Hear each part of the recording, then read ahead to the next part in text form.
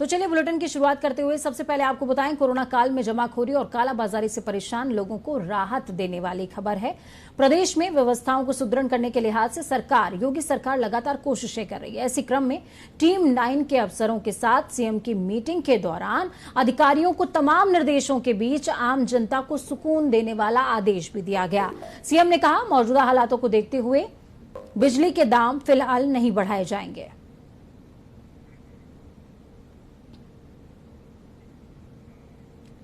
सूबे में learning DL बनाने पर 30 जून तक रोक लगा दी गई है। प्रदेश सरकार ने कोरोना के मद्देनजर परिवहन विभाग में लर्निंग ड्राइविंग लाइसेंस के बनने पर रोक लगा दी है और फिलहाल विभाग ने टाइम स्लॉट के सभी अपॉइंटमेंट्स को निरस्त कर दिया। और साथ ही आपको बता दें कि 15 जून तक ड्राइविंग लाइसेंस रिन्यू, डुप्लीकेट सहित अन्य काम भी बंद रहेंगे।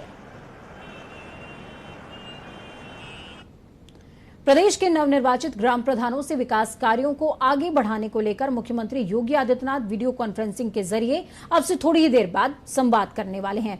इसमें ग्रामीण विकास और मौजूदा कोरोना काल से निपटने को लेकर कार्य योजना बनाने और उसका पालन करवाने के बारे में विस्तार से चर्चा होगी। सीएम अपने दफ्तर से ही प्रधानों से वीडियो कॉन्फ्रेंसिंग के जरिए जुड़ेंगे। सीएम कोरोना महामारी से निपटने के लिए ग्राम प्रधानों का सहयोग लेंगे और संक्रमण से बचाव के मंत्र भी देते नजर आएंगे। गांवों में 100% वैक्सीनेशन कैसे हो और कोरोना संक्रमण की तीसरी लहर से कैसे निपटा जाए, इसका तरीका भी बताया जाएगा। सीएम विभिन्न जिलों के प्रधानों से वार्ता करेंगे। ग्राम प्रधान भी इसको लेकर उत्साहित हैं।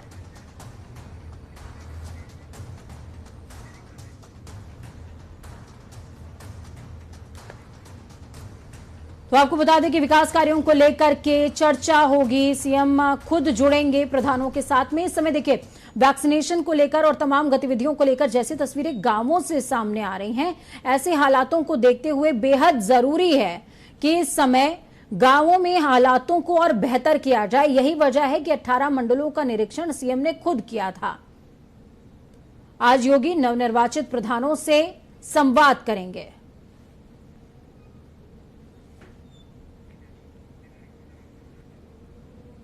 तो इस खबर पर ज्यादा जानकारी के लिए हमारे साथ में संजीव कपासिया जुड़ चुके हैं। राजधानी लखनऊ से लाइव जुड़े हैं संजीव कपासिया। संजीव, क्या कुछ अपडेट है आपके पास? थोड़ी ही देर में सीएम योगी आदित्यनाथ संवाद करेंगे नवनिर्वाचित प्रधानों से। बिल्कुल पूजा, देखिए इस समय उत्तर प्रदेश के मुख्यमंत्री और प्रदेश की राज्यपाल आनंदीबेन पटेल नवनिर्वाचित ग्राम प्रधानों से वर्चुअली संवाद कर रहे हैं। मुख्यमंत्री खुद इस बात पर प्रधानों को समझा रहे हैं कि किस तरीके से उनके गांव का विकास किया जाए। मैं इस समय मुख्यमंत्री आवास पर मौजूद हूं और यहीं से मुख्यमंत्री योगी आदित्यनाथ ग्राम प्रधानों से बात कर रहे हैं। लगातार जिस तरीके से गाँव में संक्रमण फैला उसको कैसे रोका जाए, इसके अलावा गाँवों में कैसे संपूर्ण सैनिटाइजेशन किया जाए और कोरोना की तीसरी लहर से कैसे निपटा जाए, इस बात पर पूरा फोकस है उत्तर प्रदेश के मुख्यमंत्री का। और जिस तरीके से गांवों की हालत खराब हुई थी कोरोना को लेकर पूजा, उसमें कैसे सुधार हो, कहीं ना कहीं जो होम आइसोलेशन में इलाज करा रहे हैं उन तक दवाइयां कैसे पहुंचे, उसके अलावा तमाम जो शासन की योजनाएं हैं, सरकार की योजनाएं हैं, उनको कैसे इम्प्लीमेंट करें ग्राम प्रधान, इस पर पूरा फोकस है उत्तर प्रदेश के मुख्यमंत्री और राज्यपाल का। पूजा, पूरा फोकस जो है कहीं ना कहीं गांवों पर है इस समय, और क्योंकि गांव ही अहम कड़ी हैं। आगरा से प्रदीप हमारे साथ में जुड़े हुए हैं। प्रदीप, क्या कुछ अपडेट है आपके पास? सीएम वर्चुअल संवाद कर रहे हैं नवनिर्वाचित प्रधानों से। पूजा जी, बिल्कुल सही है। ग्राम प्रधान है, सीधे सूबे के मुखिया से मुखातिब होंगे और जानकारी देंगे कि जो आने वाले 5 साल है उसको किस तरीके से विकास की गाथा को आगे बढ़ा जाए, विकास को गति दी जाए। लेकिन सबसे बड़ी जो सामने समस्या है कि वो संक्रमण है। देखिए, आगरा देहात के अंदर लगातार संक्रमण का प्रकोप दिखाई दिया है और उस पर इस तरीके से प्रधान जो नवनिर्वाचित प्रधान है उसको अगला कौन है? ठीक है प्रदीप, आपका रुख मैं वापस से करती हूँ। प्रदीप, हमारे साथ में पवन भी जुड़े हुए हैं मुजफ्फरनगर से। मुजफ्फरनगर में भी गांवों का कैसा हाल है? साथ में सीएम जब प्रधानों से बातचीत कर रहे हैं तो उसका क्या इम्पैक्ट होगा, ये जानना भी बेहद जरूरी है। पवन, कैसी तस्वीरें इस समय की हैं? मौजूदा वक्त में सीएम प्रधानों से बात कर रहे हैं।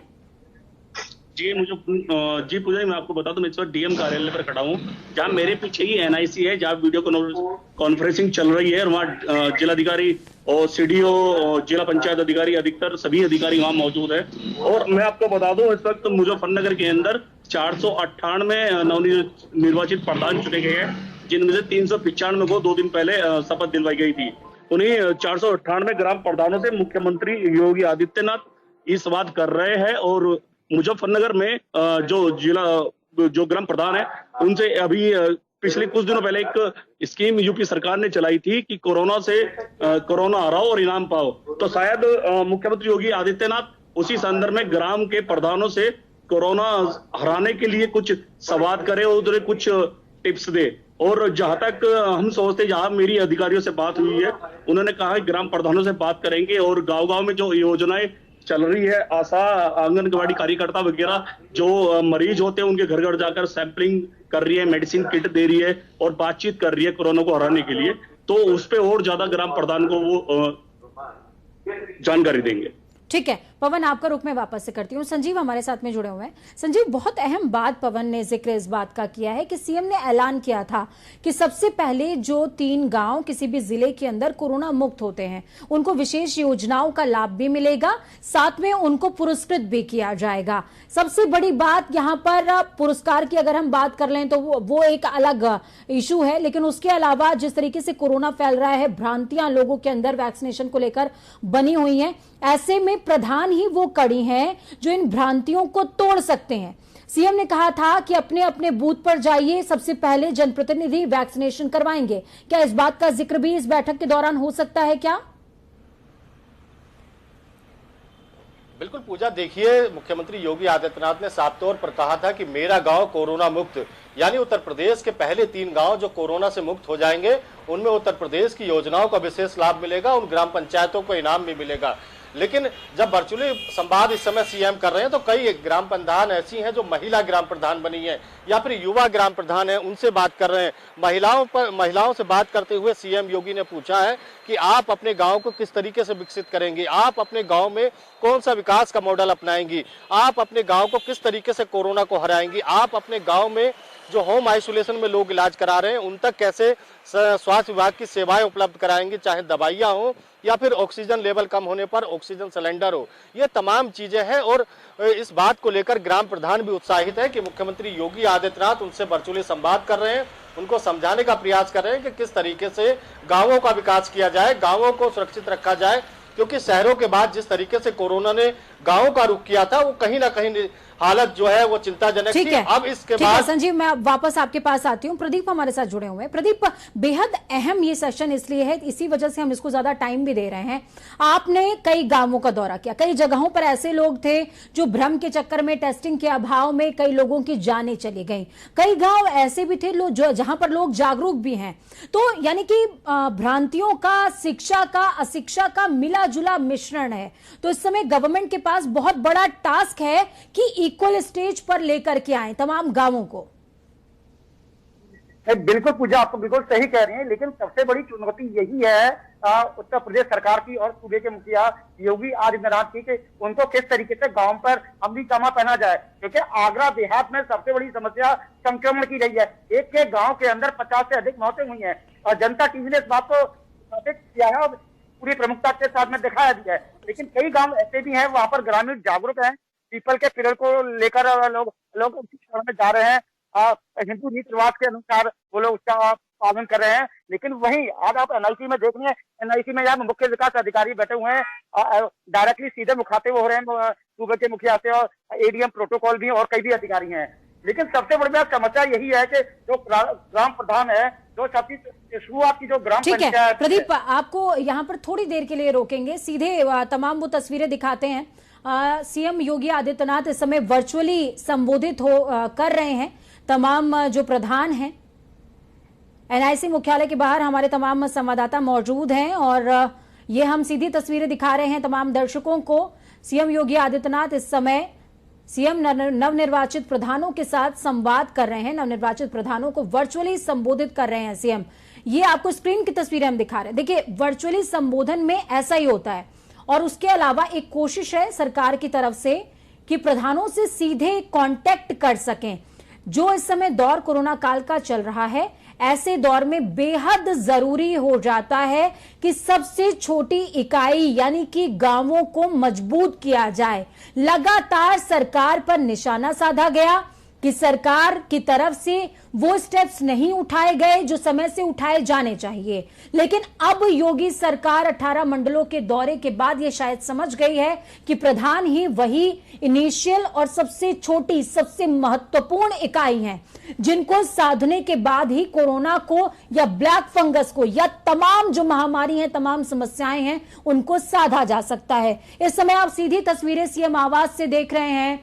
सीएम नवनिर्वाचित प्रधानों को संबोधित कर रहे हैं। वर्चुअल ये संबोधन हो रहा है। तो हमारे साथ में तमाम तीनों संवाददाता मौजूद हैं इस समय।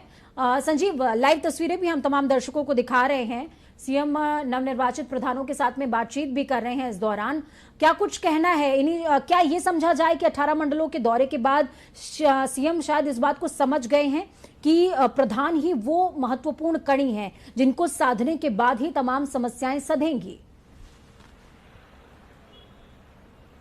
बिल्कुल पूजा, देखिए कहा जाता है कि देश की खुशहाली का रास्ता गांवों से होकर गुजरता है और मुख्यमंत्री योगी आदित्यनाथ जमीन से जुड़े नेता हैं और इस बात को बखूबी समझते हैं कि ग्राम प्रधानों की भूमिका इस कोरोना महामारी के काल में कितनी महत्वपूर्ण है। और यही वजह है कि खास तौर से मैंने जिक्र किया था, महिला ग्राम प्रधानों से राज्यपाल आनंदीबेन पटेल ने वार्ता की और उन्होंने साफ तौर पर पूछा कि आप किस तरीके का मॉडल अपनाएंगे।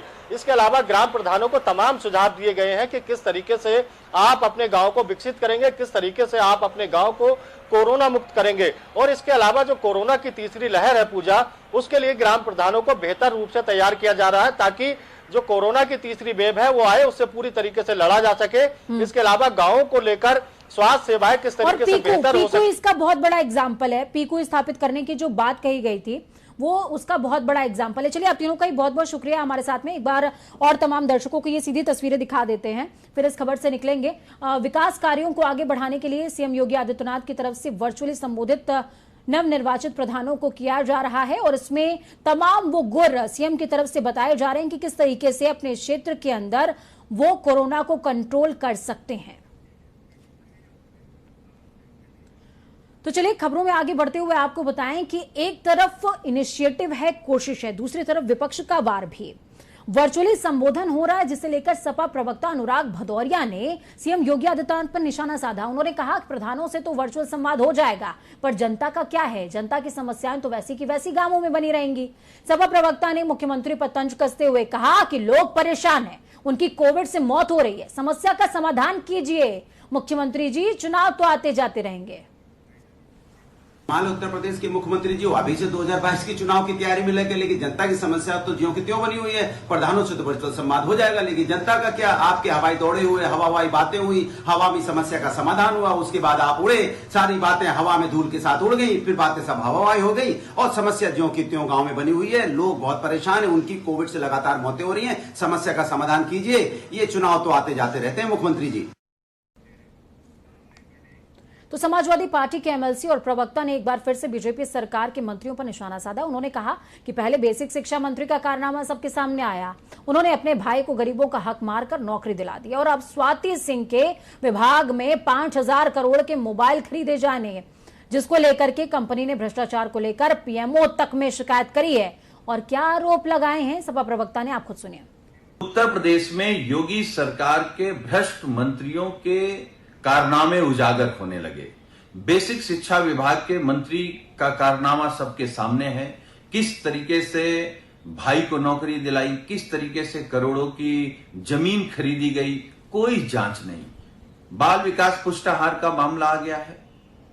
उनकी मंत्री है स्वाति सिंह, 5,000 करोड़ के मोबाइल खरीदने हैं, उनमें और उनके प्रमुख सचिव में झगड़ा चलने लगा है।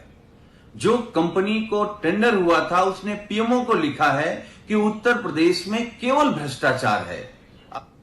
तो वहीं फिलिस्तीन की एक युवती का वीडियो सोशल मीडिया पर धड़ल्ले से वायरल हो रहा है।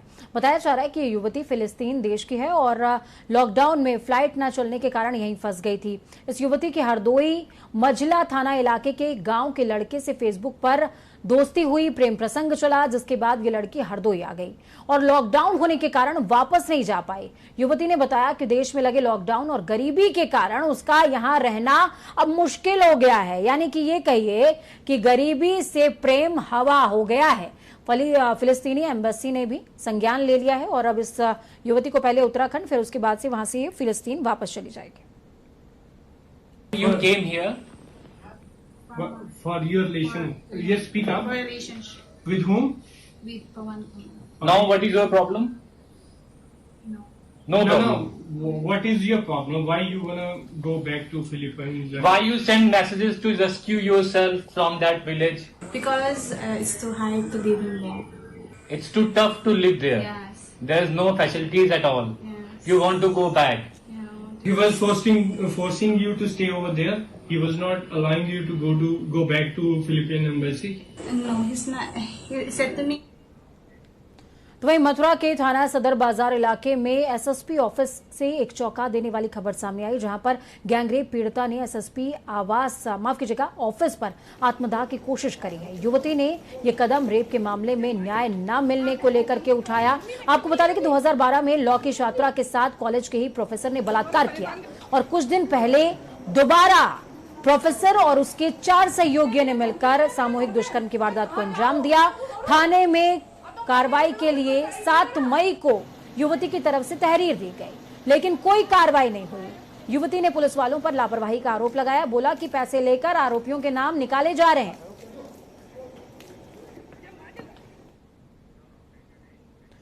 सूबे में जहरीली शराब से मौतों का सिलसिला थमने का नाम नहीं ले रहा।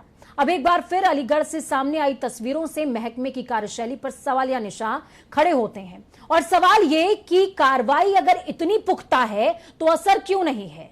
ये चीख पुकार, ये मातम क्यों पसंद? खत्म भये 7 जने। कौन कौन? एक राज्य से, एक महेश, एक सुनील, 2 बिहार के, 2 अलीगढ़ के। अच्छा, क्या वजह रही? ये दारू में यान मिलायो कछु। सूबे में अलीगढ़ के निमाना, हैबतपुर और अल्ला गांव में इन चीखती महिलाओं को क्या कोई अधिकारी जवाब दे सकता है कि कार्रवाइयां अगर सख्त होती और सख्त हैं तो काल का तांडव क्यों जारी है?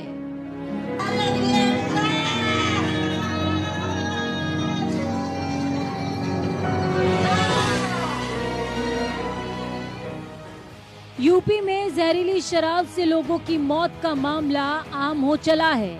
प्रशासन के लाख दावों के बावजूद जहरीली शराब का धंधा थम नहीं रहा। इससे पहले इसी महीने की 12 तारीख को अंबेडकर नगर, आजमगढ़ और बदायूं में जहरीली शराब पीने से 24 लोगों की मौतें हो गई थी, जिसमें अंबेडकर नगर में 16 लोगों की मौत हुई, आजमगढ़ में 6 लोगों की जान गई, तो वहीं बदायूं में 2 युवकों की मौत हो गई थी। इसके बाद अब एक बार फिर अलीगढ़ में शराब के जहर ने 7 लोगों को मौत के घाट उतार दिया। ये संख्या अभी बढ़ सकती है क्योंकि 4 से 5 लोगों की हालत गंभीर है, अस्पताल में इलाज चल रहा है। प्रशासन हमेशा जांच और कड़ी कार्रवाई करने का डंका बजाता है, लेकिन हमेशा लोगों की मौतों के बाद। इस बार भी ठीक वैसा ही हुआ। मुख्यमंत्री योगी आदित्यनाथ ने आरोपियों के खिलाफ एनएसए यानी कि राष्ट्रीय सुरक्षा कानून के कार्रवाई करने के निर्देश दिए हैं, लेकिन ऐसे में सवाल ये कि अगर सरकार की मंशा कड़ाई की है तो सिस्टम में ढिलाई क्यों है? क्या सूबे में कानून का पालन कराने वाले खुद कानून नहीं तोड़ते? प्रशासन के रवैये से सभी वाकिफ हैं। शायद इसीलिए गांव के लोग प्रशासन के खिलाफ सड़क पर उतर आए और अधिकारियों के खिलाफ मुर्दाबाद के नारे लगाने लगे।